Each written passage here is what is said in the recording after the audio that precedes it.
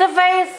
Isang Becky naglilikramo dahil ang kanyang best friend ay kinamang kanyang boyfriend.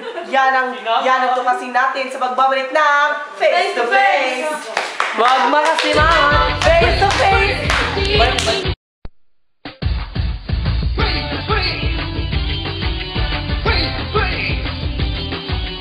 Walang hiya itong best friend ko at yung boyfriend ko. Ginawa ko lahat. Nagtrabaho ako, lahat ng pera ko ibinigay ko sa kanya. Yun pala binigay niya sa babae niya. Babaeng walang hiya, napakauling, napakabastos. At ito pa. Oh, baklang yan, baklang may ganito. Baklang may talong, walang hiya. Kinuha yung boyfriend ko. Umanda ka sa akin, bakla ka. Nandito na tayo sa face to face. Bakit nga ba nag-iinit ang ulo ni Ate Lucring? Tawagin na natin at tanungin natin kung ano talaga ang nangyari. Ate Lucring, pasok! Hi, Ate Lucring! Magandang umaga sa'yo, Ate. Okay, magandang. Kalma lang, Ate Lucring. Kalma lang. Oh, kalma na ako. Sige. Okay, Ate Lucring. Pwede mo bang sabihin at ipaliwanag sa amin? Na baka walang hiya niya? Bakit, Ate Lucring? Sabihin mo at ipaliwanag sa amin kung ano at talaga ang nangyari sa boyfriend mo at sa best friend mo. Ito kasi, Ate... Chami. Itong boyfriend ko, 8 years na kami. 8 years. Sa 8 years namin, virgin pa ako. So, hindi ka talaga niya ginalaw o kahit man anong kiss, wala talaga? Ginalaw niya pero wala siya mapasok. Bakit naman? Kasi nga, hindi ko nga alam pero nitong latest lang. Lately lang. Ano kasi, lumipad ako patungong dito sa Malaysia. May business ako doon. So ako lahat, pinadala ko pera ko kasi daw wala siyang pera. Ito naman, itong best friend ko, sinabi niya lahat sa akin kung anong nangyari dito sa Pinas.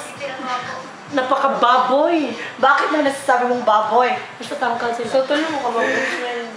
Ako best friend. Itong friend kong to, na I thought she's my sister. Sister? Akala ko siya yung kapatid ko. Tapos yun pala, kapatid sa kama. Oh, napakawalang hiya niya. Ha?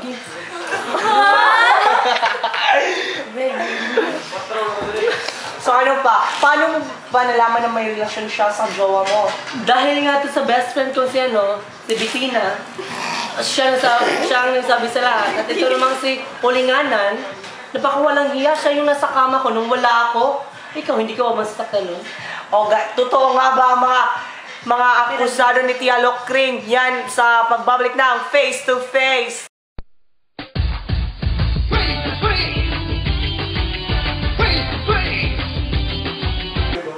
Ano, reklamo niya? Wala kami relasyon ng jowa na niya.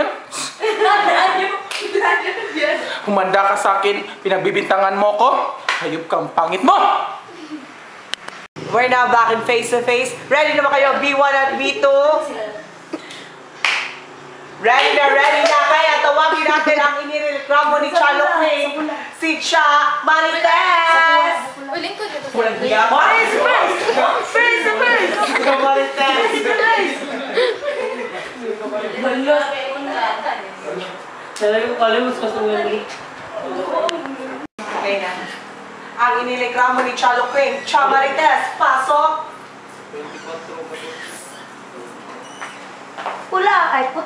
Face to face. Niya ka? Bakla. Spider-Man. Ano lang Cha Lucring? Ulo ko rin. Cha Lucring. Kaya wala Cha Lucring. Cha Marites, ano masasabi mo sa kanya mga paratang? Dito. Wala akong masasabi. So, ano mo sinabi mo? Layo ako, ha? Mayroon ka? Ha? Buang ka? Yung itlog, madakot mo tinya, buang ka? Lahat na yung yuta ka? Ano, nakipata ka naman? Pagkapunta ka sa bunia?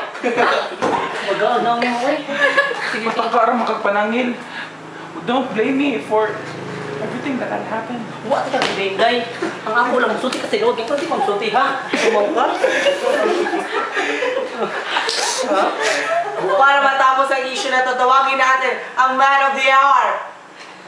Tio, Sito, pasok! Tio, Sito, halika dito. Buwang ka ka? Grabe ka? Mag-ano? Buta ka! Anak ka? Buwan na anak ko? Buwang ka? Buwang ka? Tio, Sito, totoo bang may... Go. Tio, Sito, totoo bang may relasyon kayo sa best friend ni Charlotte Ping na si Chamarites? Hindi naman yung totoo. Ba't parang nakita ko? Bakit hindi niyo sabi sa national TV, ha? Naghiram ako ng panty sa kanya, kaya may panty siya doon. Mabaka ko nung dako. Pagkakugnaw. Tawag akong best friend.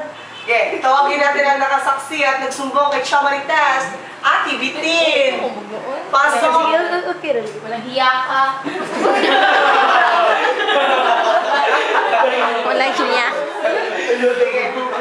Totoo ba yung nakita mo nung nakita mo sa dalawa sa room? Totoo, nakita ko talaga sa dalawa sa Hindi kwarto. siya liar. Totoo yun, totoo kasi nandun din siya. Kaming tatlo nang